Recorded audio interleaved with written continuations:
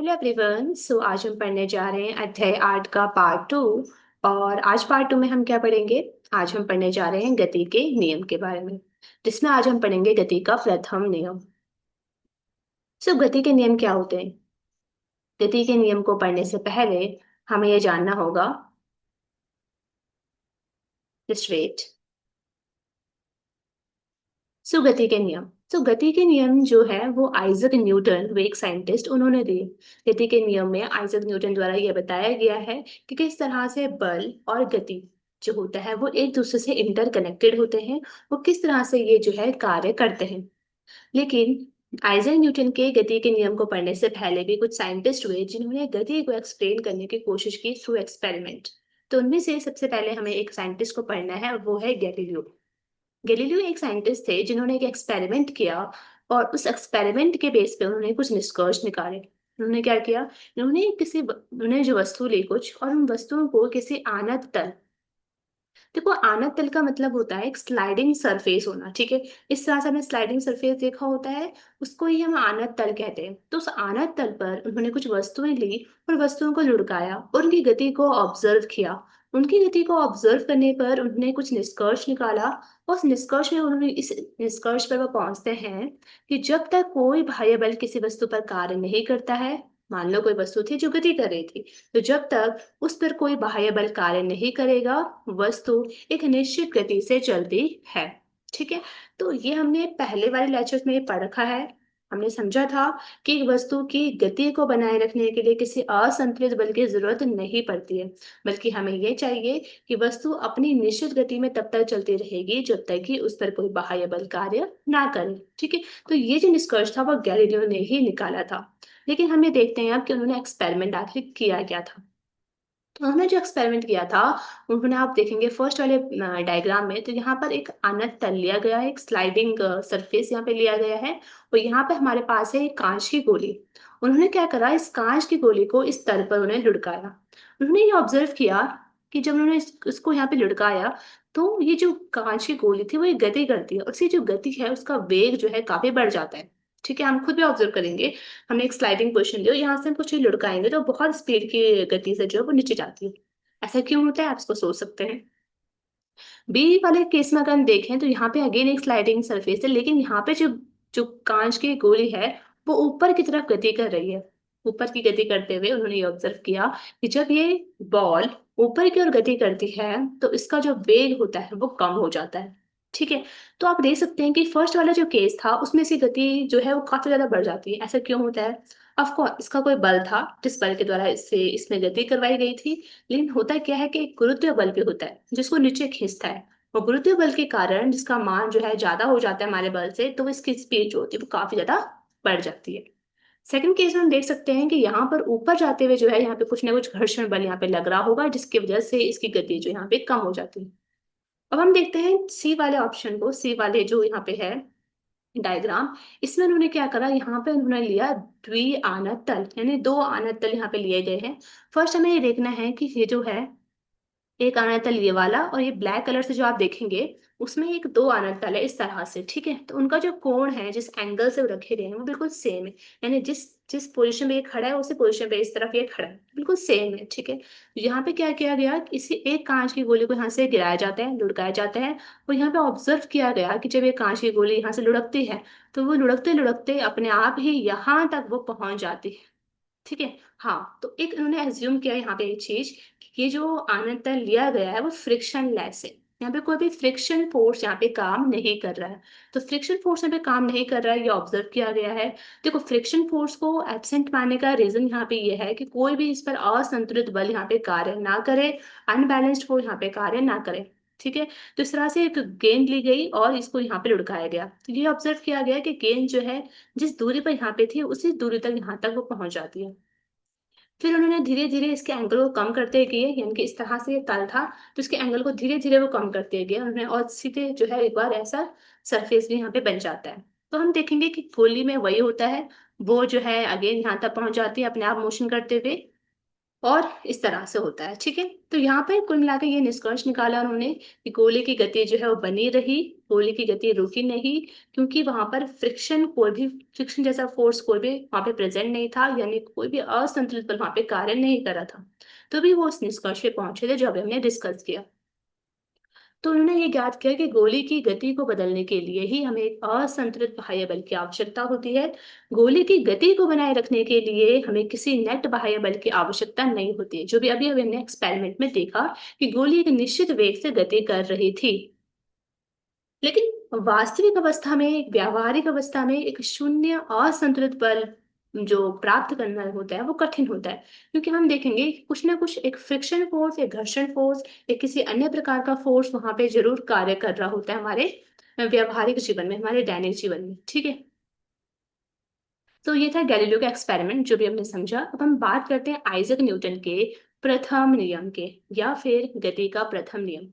तो गति के प्रथम नियम में हम ये पढ़ते हैं कि कोई वस्तु है, ठीक है, कोई वस्तु स्थिर अवस्था में है, कोई वस्तु, ठीक है, तो वस्तु स्थिर अवस्था में ही रहेगी। कोई वस्तु है जो गति कर रही है, उसमें मोशन हो रहा है, तो वो वस्तु गति ही करती रहेगी। कब तक? जब तक कि उस पर बाह्य बल ना लगाया जाए। ऑफ कोर्स हम देखते हैं कि आप देखेंगे कि कोई यहाँ पे एक पुस्तक रखी गई हमारे टेबल पर, वो पुस्तक उस टेबल में ही रहेगी। कब तक रहेगी वो टेबल में? जब तक कि हम उसको खुद से उठा ना ले, यानी कि जब तक कि हम उस पर बल ना लगा ले। या फिर कोई वस्तु है, कोई गाड़ी है, वो चलती रहेगी, है ना, कोई मोशन में है तो वो मोशन में चलती रहेगी जब तक कि हम उसे खुद से रोक ना ले, हम उस पर फोर्स ना लगा दें, राइट। तो इस तरह से हम कह सकते हैं कि गति का प्रथम नियम हमें ये बताता है कि कोई वस्तु अगर स्थिर अवस्था में है तो वो स्थिर में रहेगी, कोई वस्तु अगर सरल रेखा में गतिमान कर रही है तो वो गतिमान में ही रहेगी, जब तक कि उस पर कोई बाह्य बल कार्य ना करे, ठीक है। तो इसको अगर हम दूसरे शब्दों में कहें तो हम ये कह सकते हैं कि जो वस्तु होती है, सभी वस्तु जो होती है वो अपनी जो स्थिति है, जिस भी अवस्था में वो है, उस स्थिति में परिवर्तन का विरोध करती है, राइट। और जो वो विरोध करती है परिवर्तन का, उसका जो ये गुण होता है, उसको हम कहते हैं जड़त्व। तो यहाँ पे एक नया टर्म जो है वो निकल कर आता है, जड़त्व या इनर्शिया, ठीक है। जड़त्व या इनर्शिया का मतलब होता है वस्तु का वह गुण, वस्तु की वह प्रॉपर्टी जिसके द्वारा वह अपनी जो भी स्थिति है, उसकी जो भी पोजीशन है, उसमें वो परिवर्तन का विरोध करती है, ठीक है।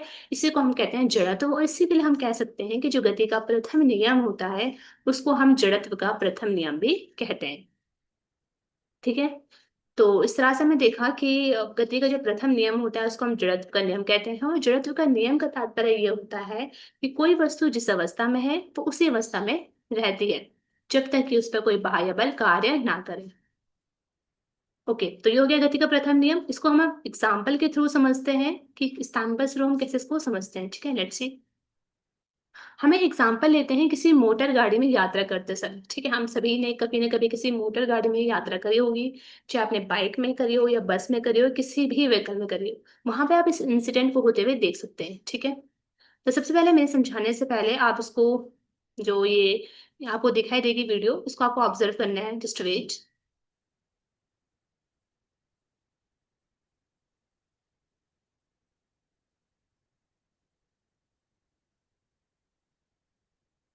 तो बेसिकली यहाँ पे होगा क्या कि जब हम गाड़ी में, जब हम ट्रैवल करते हैं तो वहां पे हम देखते हैं कि जैसे गाड़ी मूव कर रही होती है, ठीक है। अब इस वीडियो को ऑन करूंगी तो आप इसको ऑब्जर्व कीजिएगा। तो यहाँ पे जब गाड़ी जो होती है, जब वो मूव कर रही होती है, हम देखेंगे तो हम जो इंसान गाड़ी के अंदर बैठे होते हैं वो भी कहीं ना कहीं गाड़ी के साथ मूव कर रहे होते हैं, राइट। तो हम मूव कर रहे हैं बिल्कुल ऐसे से। लेकिन होता क्या है, जैसे ही गाड़ी अचानक से रुक जाती है, गाड़ी में क्या लगा, अचानक से ब्रेक लगा। जैसे ही गाड़ी में अचानक से ब्रेक लगा तो हमने ब्रेक किस पे लगाया? हमने ब्रेक लगाया गाड़ी के ऊपर। तो गाड़ी क्या होती है, गाड़ी अचानक से रुक जाती है और गाड़ी जो है वो रेस्ट में आ जाती है, लेकिन हमारे ऊपर कोई भी फोर्स नहीं लगा है, राइट। मतलब डायरेक्टली गाड़ी पे फोर्स लगाया गया है गाड़ी को रोकने के लिए, हम पर कोई फोर्स नहीं लगाया गया है। तो हम जो होंगे, हम जो एक वस्तु है, वो अपने परिवर्तन का विरोध करती है, अपनी स्थिति में परिवर्तन का विरोध करती है। गाड़ी रुकी है तो हम क्योंकि उसके ऊपर बैठे हैं तो हमें भी रुकना पड़ेगा, राइट। लेकिन हम पे डायरेक्टली फोर्स नहीं लगा है तो हम क्या करते हैं, हमारी बॉडी जो है मूव करती जाती है, मूव करती जाती है, राइट। तो गाड़ी लेकिन चल रही थी, गाड़ी अचानक से रुक गई तो हमारी बॉडी क्या होती है, अचानक से हमारी बॉडी को लगता है झटका। वो भी किस तरफ लगता है, आगे की ओर लगता है। क्यों लगता है आगे की ओर? क्योंकि हम इनिशियली आगे की ओर ही मूव कर रहे थे, इस तरह से हमें आगे की ओर मूव में हम पे क्या लगता है, धक्का लगता है और फिर हम पीछे की ओर आ जाते हैं इस तरह से। यानी कि हम रेस्ट में रहते हैं पीछे की तरफ, राइट। हम मूव कर रहे थे आगे की तरफ, लेकिन हमारी बॉडी जो है वो अपने परिवर्तन का विरोध करती है, इसलिए उसमें लगता है झटका और फिर हम आगे के पीछे की ओर जो है रेस्ट में आ जाते हैं। ठीक है। तो यहाँ पे क्या लगता है, यहाँ पे लगता है गति का प्रथम नियम, जब हम गाड़ी में ट्रेवल कर रहे होते हैं। ठीक है। इसी तरह से आप देखेंगे कि जब हम रेस्ट में होते हैं, हम रेस्ट में, गाड़ी के रेस्ट में, अचानक से जब गाड़ी को स्टार्ट करते हैं तो गाड़ी अचानक से मूव में आ जाती है, गाड़ी अचानक से गति में आ जाती है, लेकिन हमारी बॉडी अभी भी रेस्ट में है। तो हमें कहाँ की तरफ झटका लगेगा, हमें लगेगा पीछे की ओर झटका। ठीक है।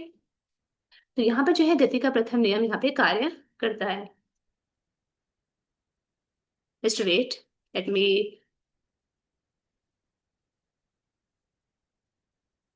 ओके। तो इसको आप देखिए, इस वीडियो को। ठीक है। अगर आप इस वीडियो को ध्यान से ऑब्जर्व करेंगे तो आप ये देखेंगे कि ये गाड़ी जो होती है वो मूव कर रही थी, अचानक से गाड़ी रुक जाती है और जो इंसान इसमें बैठा होता है उसको आगे की तरफ झटका लगता है, जो भी मैंने आपको एक्सप्लेन करा है। ठीक है। हम यहाँ पे दूसरे एग्जाम्पल देखते हैं और दूसरे एग्जाम्पल में आपको अच्छे से समझ में आ जाएगा गति का प्रथम नियम क्या होता है। ठीक है। हम जब कैरम बोर्ड खेलते हैं, राइट, तो कैरम बोर्ड खेलते हुए हम क्या करते हैं, सारे जो हमारी गिट्टी होती है ना, सारे जो हमारी गोटी होती है उसको हम बिल्कुल ऐसे जो है लगा लेते हैं लंबवत रूप से। और हमारे पास जो भी स्ट्राइकर होता है जिससे हम गोटी को मारते हैं, उससे हम क्या करते हैं, सबसे नीचे वाली जो गोटी होती है उसमें मारते हैं। सपोज करो हम मारते हैं कि नीचे वाली गिट्टी में मारते हैं, तो होता क्या है, हमने अब जरूर ऑब्जर्व किया होगा कि जब हम नीचे वाली गोटी को मारते हैं तो नीचे वाली जो गोटी होती है वो तो अपनी पोजीशन से हट जाती है, किसी भी तरफ जाए अपनी पोजीशन से हट जाएगी, लेकिन जो ऊपर वाला ढेर होता है गोटी का, वो अपने आप अपनी वाली जो पोजीशन होती है उसमें ही बना रहता है, सिर्फ वो नीचे झुक जाएगा क्योंकि वहां का स्पेस खाली हो गया है। ठीक है। तो ये ऐसा क्यों हुआ, ऐसा क्यों नहीं हुआ कि ऊपर वाली गोटी जो है उसमें भी मूवमेंट हुआ, ऐसा नहीं होता है, राइट। ऐसा इसलिए नहीं हुआ क्योंकि हमने जो फोर्स लगाया वो सिर्फ नीचे वाली गोटी पे ही लगाया गया है। फोर्स लगाने की वजह से वो तो मोशन में आ गया, लेकिन जो ऊपर वाली जो गोटी थी उसने इस अपनी स्थिति में परिवर्तन का विरोध करा और वो अपनी रेस्ट वाली पोजीशन है उसमें ही रह जाती है। अनलेस अगर हमने गोटी को बहुत तेज से अगर हमने मारा हो तो वो सारी गोटी गिर जाएगी, लेकिन अगर हमारा जो टारगेट है वो सिर्फ नीचे वाली गोटी है, तो नीचे वाली गोटी में ही गति होती है, ऊपर वाला जो ढेर है उसमें गति नहीं होती है। ठीक है। Let's move. अब हमें एक और एग्जांपल देखते हैं, इस एग्जांपल को आप खुद से ट्राई भी कर सकते हैं। हमने माना हमारे पास एक कांच की गिलास है, ऊपर हमने एक कार्डबोर्ड रखा है और उसके ऊपर हमने एक सिक्का रखा है। ठीक है। हम क्या करते हैं, हमने फोर्स लगाया किस पर, हमने फोर्स लगाया कार्डबोर्ड पर। जैसे ही हमने कार्डबोर्ड पर फोर्स लगाया तो हमने फोर्स किस पे लगाया है, हमने फोर्स लगाया कार्डबोर्ड पर, तो गति किस में होगी, गति होगी कार्डबोर्ड में। और जो इसके ऊपर रखा गया सिक्का होगा, जिसके ऊपर रखा गया सिक्का होगा, वो, उसमें गति नहीं होगी, वो अपने परिवर्तन का विरोध करता है। वो जिस भी स्टेट में था वो रेस्ट में था, तो वो उसी स्थिति में रेस्ट में रहेगा। और जो है आप देखेंगे कि वो कांच के गिलास के अंदर गिर जाता है। ठीक है। अब आप ये नहीं कह सकते हैं कि वो इसी पोजीशन में क्यों नहीं रहा, क्योंकि वहां पे स्पेस खाली हो जाता है, उसके लिए नीचे स्पेस नहीं है तो हवा में तैर नहीं सकता वो, राइट। तो वो नीचे आएगा लेकिन उसी पोजीशन में आएगा जिस पोजीशन में वो ऊपर था, राइट। तो यहाँ से मैं क्या समझा, हमने यहाँ से ये समझा कि जो भी वस्तु है वो अपने परिवर्तन का विरोध कर रही है और परिवर्तन का विरोध वो तब तक करती रहेगी जब तक कि उस पर बाह्य बल कार्य ना करे। ठीक है। ऑफ कोर्स एक यहाँ पे ये आपके पास आपको ये ध्यान रखना है कि जब आप इस एक्सपेरिमेंट कर रहे हो तो आपको जो गत्ते पर जो आप बल लगाएंगे वो बिल्कुल स्पीड से आपको लगाना है। बिल्कुल ऐसे नहीं है कि आप उसको खिसका खिसका के उसके साथ आप सिक्का जो है उसको भी ले जा रहे हैं, राइट। तो आपको जब आप फोर्स लगाएंगे उस गत्ते पे तो आपको बिल्कुल स्पीड से जो है उसको मारना है, ताकि फोर्स सिर्फ गत्ते पे लगे उस सिक्के पे नहीं। अगर सिक्के पे आप फोर्स लगाएंगे तो सिक्का भी हट जाएगा। ठीक है। तो आपको ये ध्यान रखना है इस एक्सपेरिमेंट करते हुए, सिक्के पे ही फोर्स लगे और जब स्पीड से आप सिक्के, सॉरी, गत्ते पर ये लगे, जब आप गत्ते को स्पीड से फोर्स लगाएंगे तो जो सिक्का होगा वो उसी पोजिशन में ग्लास के अंदर गिर जाता है और जो गत्ता होता है वो उसमें गति हो जाती है। ठीक है। तो आज के लिए इतना ही। अब हमने पढ़ा गति के नियम को, प्रथम नियम को, और हमने बहुत सारे एग्जांपल्स को देख करके उसको समझने की कोशिश करी है। आई होप आपको समझ में आया होगा और आप इसको अप्लाई कर सकते हैं अपनी बहुत सारी एक्टिविटीज में। आप ऑब्जर्व करने की कोशिश कीजिए कि कहाँ कहाँ पर गति का प्रथम नियम जो है वो अप्लाई हो रहा है। ठीक है। चलिए अब हम करते हैं रिव्यू। तो हमने क्या देखा, हमने न्यूटन गति का प्रथम नियम देखा और आई होप आपको समझ में आ गया होगा कि हर वस्तु जो होती है अपनी परिवर्तन का विरोध करती है। ठीक है। जब तक उस पर कोई बाह्य बल ना लगाया जाए। आवश्यक शर्त ये थी कि आपको संतुलित और असंतुलित बल पता होना चाहिए, जो कि हमने पिछले ही लेक्चर में डिस्कस किया था। नेक्स्ट हम क्या पढ़ेंगे? हम पढ़ेंगे जड़त्व और द्रव्यमान की। ऑफ कोर्स हमने जड़त्व आज पढ़ा है, लेकिन इसके बारे में और हम जानेंगे नेक्स्ट लेक्चर में, और साथ ही साथ हम जानेंगे गति के द्वितीय नियम को भी। तो तब तक के लिए थैंक यू।